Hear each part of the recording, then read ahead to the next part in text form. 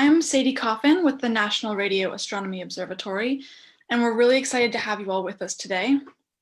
Welcome to our event with artist, astronomer, and night sky ambassador, Dr. Tyler Nordgren. He's going to be chatting with NRAO's Educational and Public Outreach Assistant Director, Suzy Gurton, about his experience in radio astronomy and how that led him to being an artist, the posters he's designed for the National Park Service and our telescopes, and the night sky. Our stream format is going to be about 20 to 30 minutes, and we'll be taking questions from audience members in the last 10 minutes. So put your questions in the comments or the Q&A box if you're joining us from Facebook or from Zoom. We'll try to get to as many questions as we can at the end. So another quick announcement before we begin: the Very Large Array is officially turning 40 on October 10th, and we'll be streaming talks and tours throughout the day. So check out our website or social media platforms for more information on the 40th anniversary events. Now I'd like to briefly introduce Tyler and Suzy before we begin. Suzy is the Assistant Director of the National Radio Astronomy Observatory, overseeing media, education, and public outreach efforts. She spent the first half of her professional life working in planetariums and museums, and the second half at the educational nonprofit Astronomical Society of the Pacific, while working with teams to launch the NASA Night Sky Network, Astronomy from the Ground Up community of museum educators, Sky Rangers community of park rangers creating interpretive astronomy programming, and the AAS Astronomy Ambassadors workshops. Now at the NRAO, she oversees our creative team of artists, writers, and educators, telling the story of our observatories and the discoveries they make possible. Tyler Nordgren is an artist, author, astronomer, and night sky ambassador.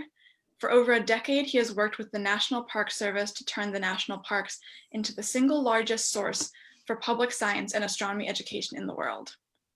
He is the author of 2 books, one that guides visitors to America's national parks in observing the dark night skies, and another for the 2017 Great American Eclipse. As an artist, he has designed vintage-style travel posters to help the public learn about and see the astronomical wonders in the sky. He designed a series of 4 posters for the NRAO of the VLA, ALMA, the VLBA, and the Next Generation VLA. And his full circle moment with us is that during his PhD at Cornell University, he used the VLA in his observations of dark matter in colliding galaxies. So with that, I'm going to hand it off to Suzy and Tyler now, and I'll join back in at the end to make sure we leave some time for questions from the audience. So Suzy and Tyler. Okay, thank you for that wonderful introduction. Yes, thank you. Welcome, Tyler. It's good to see you again.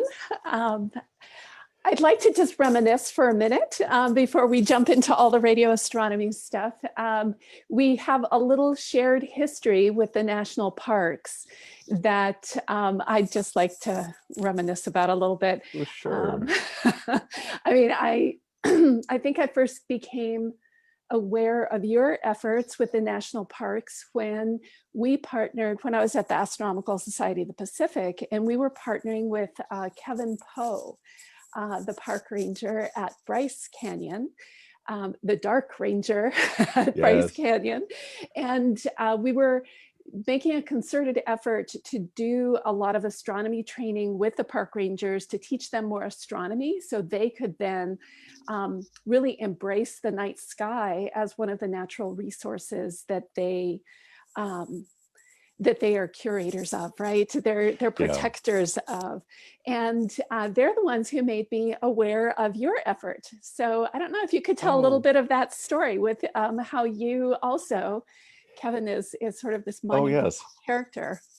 Yeah, so in fact, Kevin Poe is the reason why I'm doing this today. I was a university professor in Southern California. I got tenure back in 2005, I think it was, and gave myself a trip to Yosemite where I had a digital camera and I was just going to try to photograph the night sky in the park. And while I was up there, I went to the evening ranger program there at the lodge, and Kevin Poe was talking about all the things the national parks were doing to preserve dark skies. And I had spent my PhD observing at telescopes, both radio and optical, and so light pollution was something I was really aware of, especially working down in Southern California. And as I was listening to him talk, and I'm sitting there in this outdoor amphitheater in Yosemite, and the people around me were spellbound by these pictures of stars. And then it got darker and the stars came out overhead. Yeah. And at that moment, it crystallized in my mind that the national parks were where the vast majority of people were encountering astronomy firsthand for the first time, and probably seeing the Milky Way for the first times in their lives. Yeah. And at that moment, I decided I have to work with these folks. And it literally changed the course of my life there and then that night. I was really pleased when I read in the foreword of your book, Stars Above and Earth Below. In that book, it's like, oh, you're talking about Kevin and Chad Moore and all these wonderful national parks people that I had been partnering with for our workshop.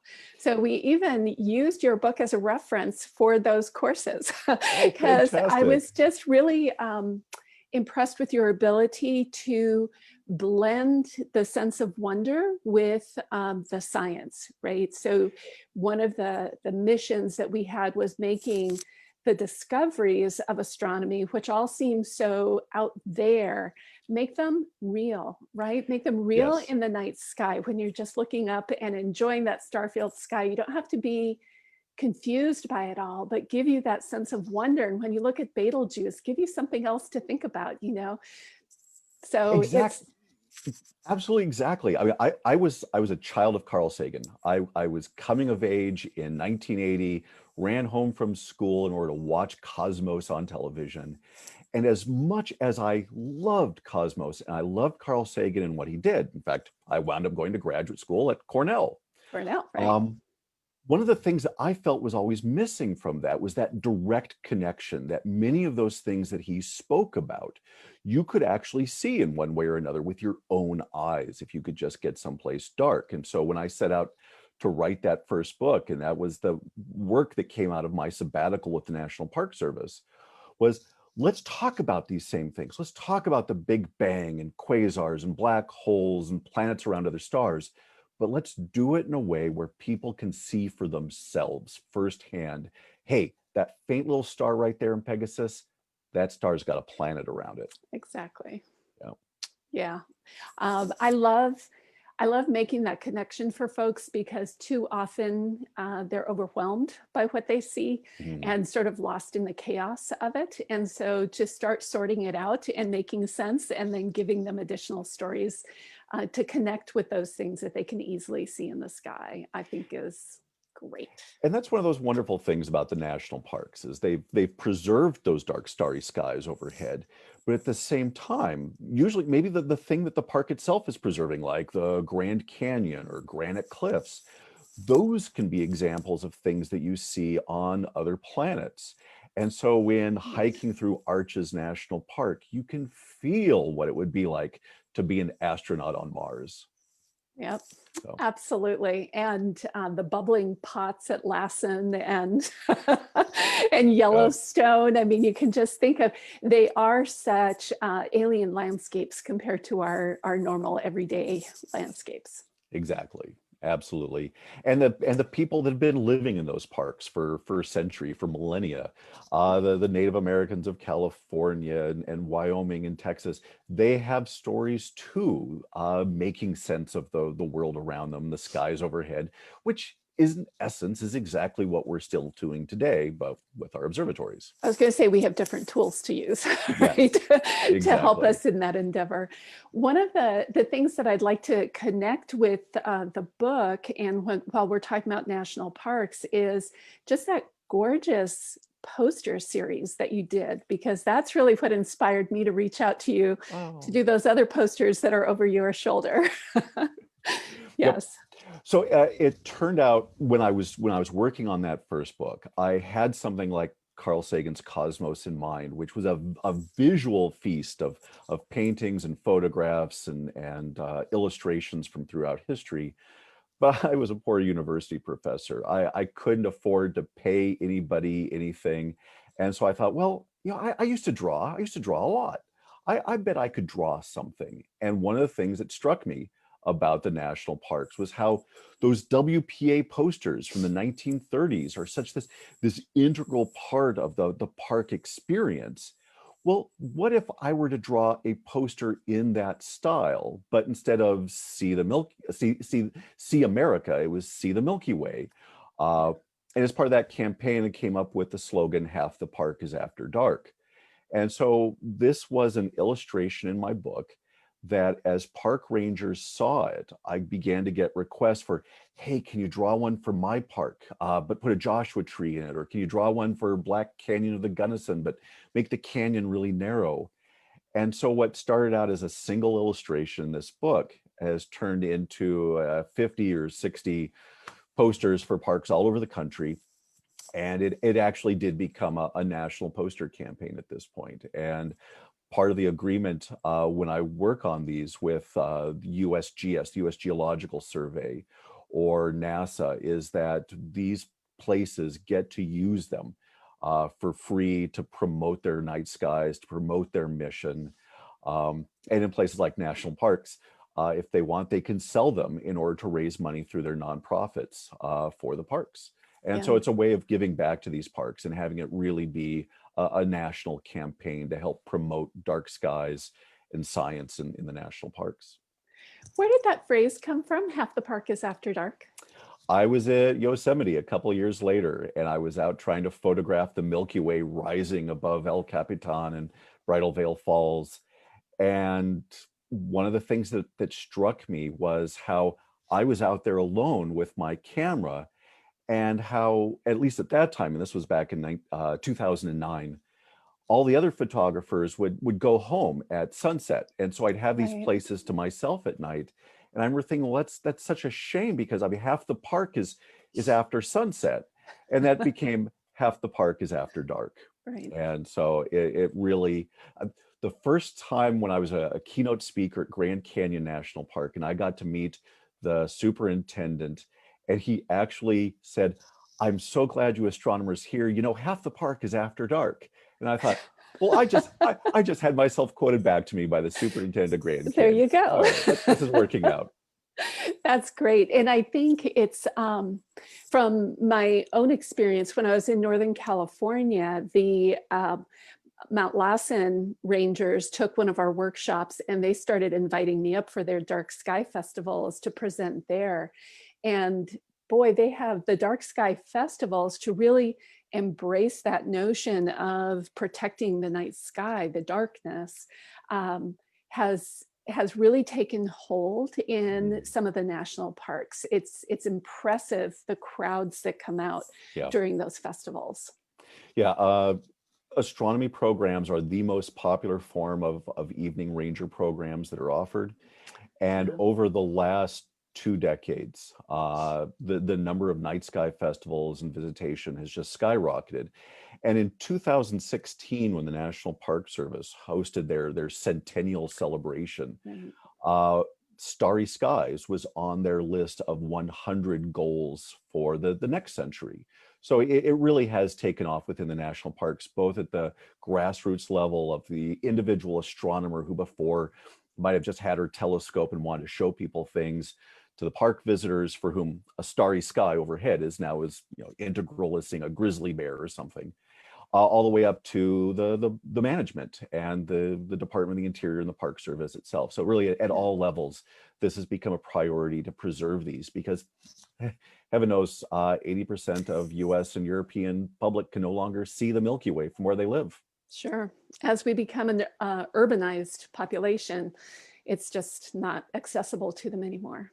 Yeah. Well, I want to get on to the posters that you did for us, because I got to have dinner with you at a banquet for the Astronomical Society of the Pacific just before I was hired at NRAO. And so I got to meet you in person, had that experience, came to NRAO, and I'm walking down the halls, and there's a collection of folks who had your posters in their offices. And I said, "Sally, you like that, huh?" I said, "I just met him. Should we?" And everybody was like, "Should we? Yes, please reach out to him, get some done." And it took us a while to kind of crystallize what we wanted to do. And the idea of, all 3 of our facilities, plus that vision of the future is what emerged as something that we really wanted to capture. So I can't tell you how excited everybody was that we reached out to you to do this. And I wonder if you could talk a little bit about your process with those posters. Sure. Well, first of all, just being asked was absolutely delightful, because when I was at Cornell, my PhD thesis was looking at dark matter and galaxies using the VLA. So I was a radio astronomer before I was an artist.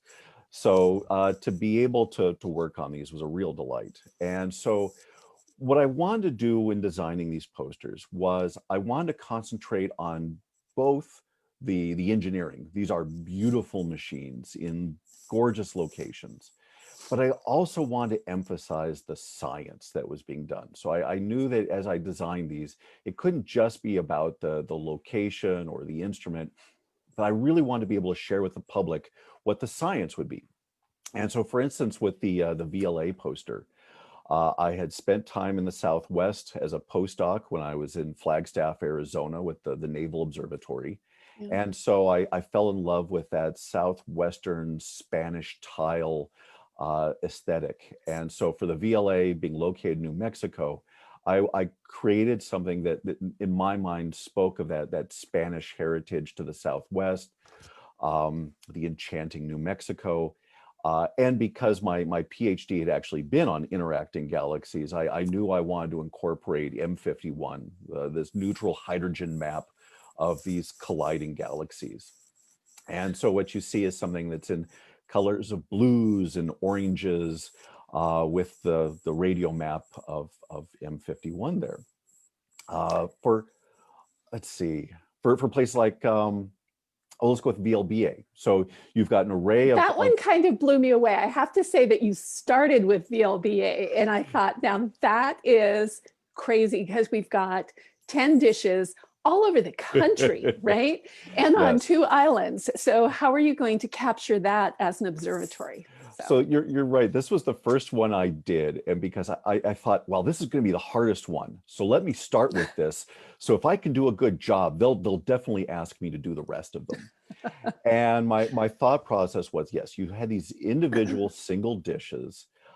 Let's concentrate on the most beautiful location. And so for one, it's in St. Croix, so in the Caribbean, which got me thinking about these Caribbean travel posters and just being in the islands. And so and I thought that was a natural fit for a travel poster anyway. So if I could do this, you folks there would get a definite idea of where I was going with this series.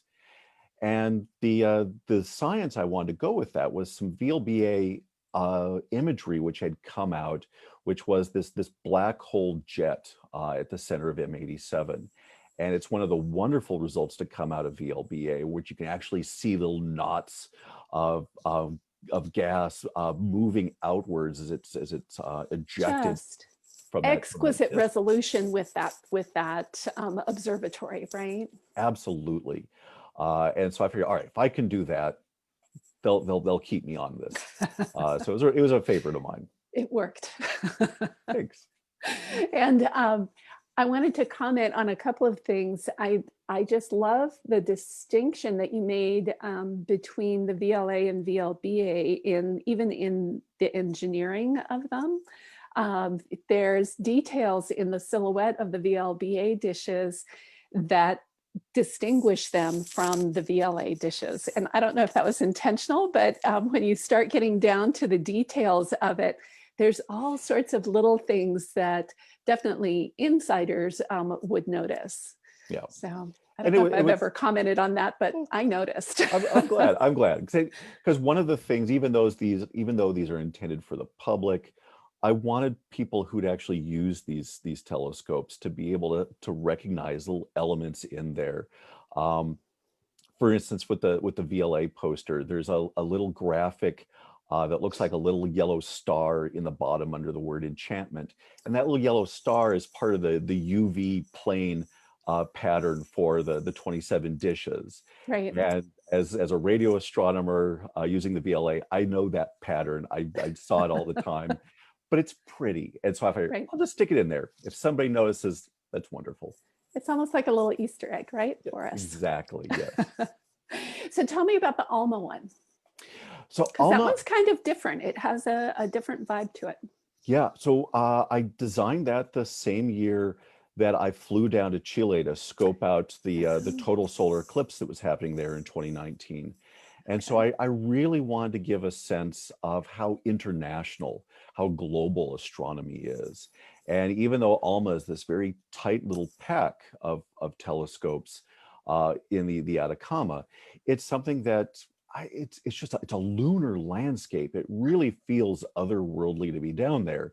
And well, when you're going to talk about otherworldly things, let's talk about other worlds being discovered around other stars. And so naturally, HL Tau, which is a disk of gas out of which planets are forming, I thought was the natural fit for that. And that really has become an iconic image for ALMA. I think it's doing just incredible science on the protoplanetary disks. And HL Tau was, I think it was the first big image release that we did. Yeah. So it's spectacular. Oh, thanks. And the red colors that were used in that map, which are totally artificial.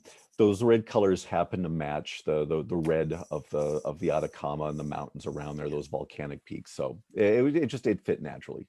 Yeah. And that one was interesting because we actually collaborated a little bit with our folks who work down in Chile and asked them about some of the cultural imagery to use and what would be appropriate. And the office actually had some fun doing a little bit of research on what is sort of stereotypical, but what is appropriate for that. And it turns out that those the indigenous folks there who live there today are quite proud of the fact that they were never engulfed in the Incan Empire. And so we didn't want to use Incan. Yeah. I associate all up and down the Andes with the Incas, but that particular group of people never were absorbed into that empire. And so there's pictographs that they have of the llamas and alpacas, and that was, I think, the image that you settled on. Because it's something that I've become very conscious of when I design these travel posters for places like, say, the Eclipse in Chile in 2019, or for national parks. Historically, I love to tie into that emotional connection that we have with these historic travel posters. But one of the things to keep in mind is that historically, these were intended for very well-off Europeans to travel off and see these exotic locations. And not always did those folks living in those locations like to have these Europeans or appreciate how they were treated by them. So when I'm tapping into that today, I want to be very careful about how those people feel about their heritage and their portrayal. And so I was absolutely delighted that we were able to work with them to come up with something that really captured the spirit of the place and the people who are living there. So I want to leave time for questions, but I have to ask you about the Ngvla poster, because that's just in our imaginations at this point, right? That one's a dream that we hope to have come true. It is. And, it reminds me a little bit of the movie Contact, where at the very end, you see them building all of these dishes as part of this expanded VLA. And so what I wanted to do in capturing this poster was this idea of the Southwest, these iconic buttes and mountains, features of the Southwest with dishes everywhere. And the science that will come out of that will be absolutely spectacular. But in a way, tying it to that movie Contact, written by Carl Sagan, it brings me back to my beginnings, going to Cornell, where he was a professor there. So it was a way of incorporating all of those things that had gotten me to where I am today. So is that any harder? I mean, you're basing it, you drew on some very concrete things there, but the fact that it's not an existing observatory, is that any harder than actually working with real subject matter? It is. Obviously, I couldn't put real data into the poster. We had to sort of capture an idea of what will the science be.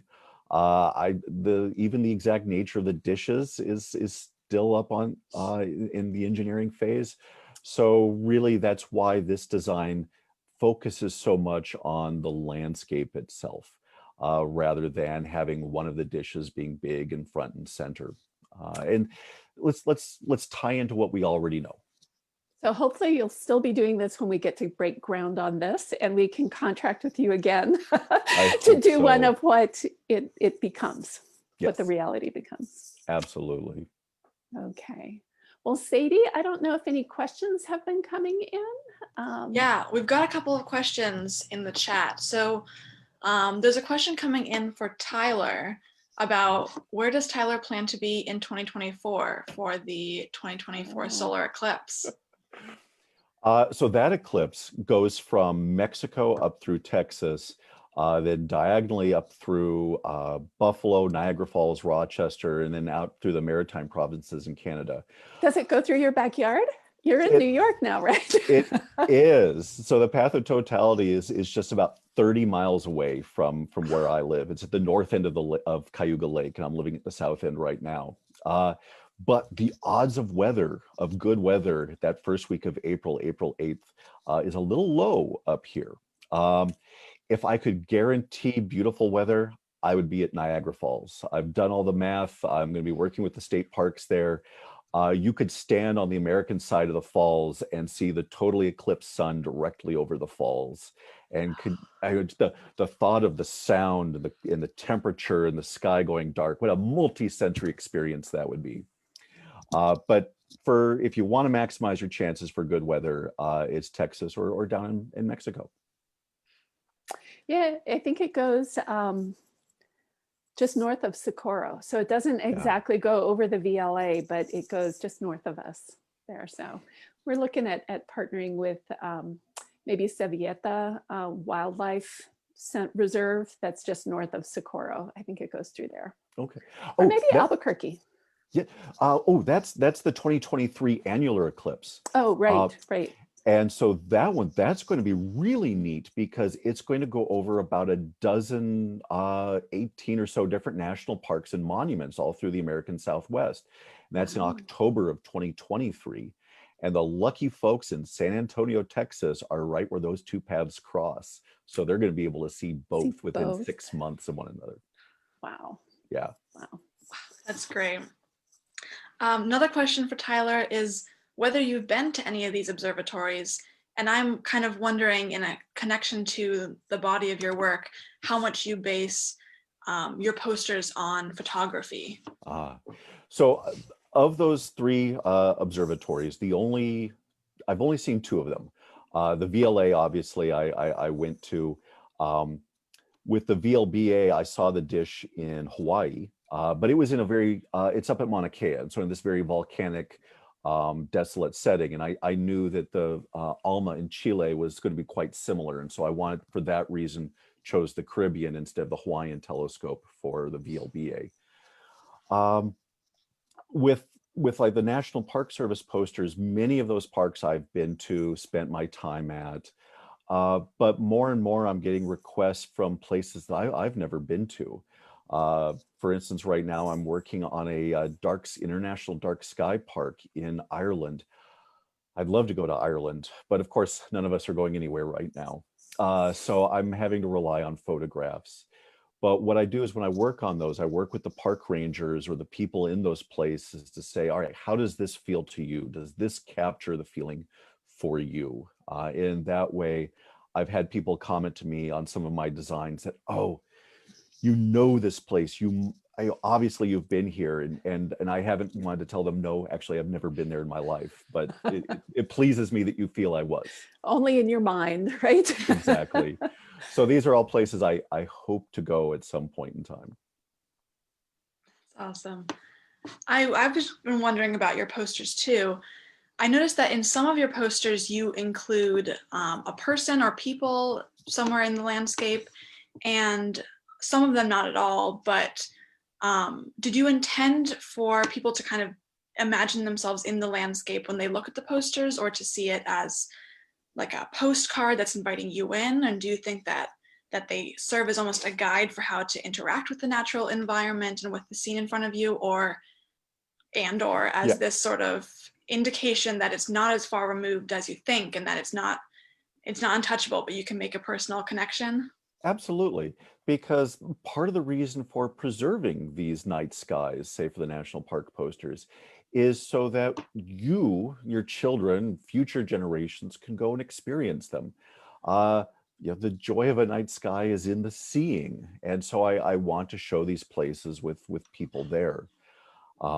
And with those national park posters, part of it also too is a throwback to the original See America poster campaign from the 1930s. There's one that involves Carlsbad Caverns, and you see these two characters, a man and a woman standing within the caverns looking up. And I've used those same two characters in many of my national park posters looking at the Milky Way. And in my mind, it's these two wonderful people have been traveling around seeing America for 80 years now. And it's just absolutely delightful to think about their travel experiences. And hopefully those are experiences that everyone can continue to have. So yes, exactly. I really love that. I love that it kind of makes you feel like it's not just this, it feels like it's a photo of something far removed and incredible, but it also feels like, oh, I could be right there. That could be me. And that is one of the wonderful things about the national parks as these windows into the universe. In the United States, these are some of the last remaining places where people can easily see the Milky Way. But fortunately, by being national parks and monuments, there's a road that leads right there. They are something that anyone can go and see. And so it's for that reason that there are so many visitors to national parks that do want to see the stars, because it's unlike anything they've seen at home. That's really cool. Excuse me. So I was also wondering about, and there's a question from the audience about, did you meet Carl Sagan? And related to your time at Cornell, I was wondering how much of your professional astronomy experience you've been able to draw from or use skills from in the artist side of your work. So part of the reason why I applied to Cornell in the first place was I was reading Carl Sagan's Contact, and I happened to notice there at the end that he was a professor at Cornell, and he'd had such an important impact on me in my childhood that I thought, well, let me just go and I'll apply there. And as it turns out, that's where I got accepted. And this was in 1991, and so he was still a professor here. You'd see him around the department. In fact, my very first year being a teaching assistant for the intro planetary astronomy class, his son was in my class. So I can say I taught Carl Sagan's son planetary astronomy. And totally nerve-wracking, because I didn't know the first thing about planets at that time. I had been a physics major as an undergraduate. So he'd come to my office hours and he'd say things like, I was talking to my dad last night about something you said in class, and he said it didn't really work the way you described it. Like, well, okay, yeah, your dad would know. But yeah, I did actually get to meet him.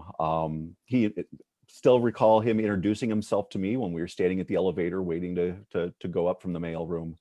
And what a neat experience it was. We talked about basketball and the Knicks. So it was a lot of fun. But yeah, so part of my science was making connections and trying to brainstorm ways that things could work together and fit together. And the joy in having that come true was the thing I loved most about science. And in art, it's really actually very much the same way. I've got a problem, there's something I want to solve. How can I meet these objectives that I've got, and when I can think about them and bring them together and it actually works, it gives me the same sort of joy. So I see the art and science as being just very similar to one another. That was something I was wondering about too, is how you felt when you were kind of approaching science and art in a future career, and whether when you were deciding whether do I pursue astronomy or do I pursue art, was there any sort of conflict between the two, or was it initially difficult for you to fit those together? So I wanted to be an astronaut when I was a kid, and I had it all mapped out. I knew exactly what I was going to do to become an astronaut. And in high school, my eyesight began to go bad and I got glasses, but I still pursued the mission specialist route. But then in college, I really fell in love with the science. And so astronaut turned into astronomer. But it was also while I was in college that I began to draw. I had a comic strip all through college and then graduate school and in high school as well. So art was really also something that was taking off during that period. And in college, when it came time to apply for graduate school or what to do after college, I remember making the conscious decision, well, it'll probably be easier to be an astronomer that does art on the side than to be an artist that does astronomy on the side. And so for that reason, I applied to graduate school, got a PhD, got a university position, tenure, all those things that you do.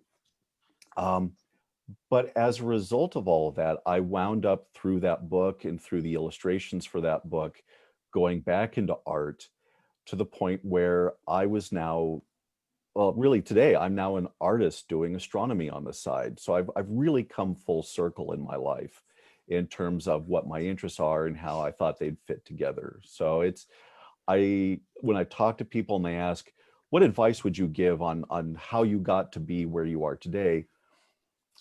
I couldn't. I honestly could not tell you how to become me. I think I'm just the luckiest person in the world that I am where I am today. I think that's really cool. I think it's great to have a bit of a non-linear path anyways, and to be able to forge your own career based on your own individual interests and passions. And I've been seeing some appreciation in the comments for the connections between science and art. So I think there are a lot of natural links there anyways that kind of exist between the two. So for instance, one of the folks that people can see if they go to my website is I've got a whole series of posters called Planetary Parks. And it's imagining what might future parks look like on other planets in the solar system. And for those, I took actual geologic features, geysers on Enceladus, volcanoes on Jupiter's moon Io.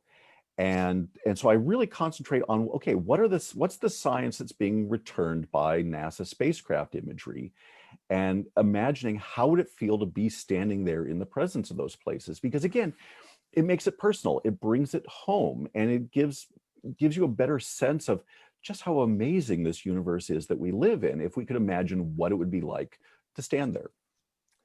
And there's something really gratifying about knowing that the art is informed by the science, right? It's not pure imagination, but it really is grounded in, like you said, the space imagery. And honestly, in traveling around, that sort of 1930s, 1950s graphic travel poster aesthetic, it's really popular right now, and you can see it almost everywhere. But the thing that I do, which makes me different in my mind, is that I'm approaching this from the education standpoint. The original purpose of the Works Progress Administration art campaign was to educate the public about, okay, here's local community theater, here's how to make your hometown cleaner, be safer from disease.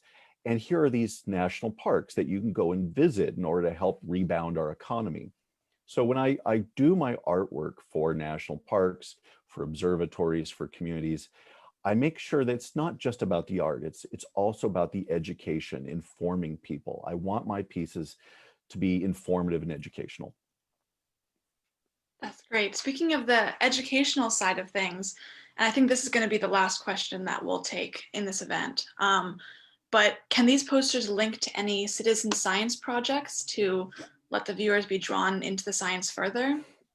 I have done some artwork for some citizen science folks. For instance, for NASA's Lunar Reconnaissance Observatory, Observe the Moon Night.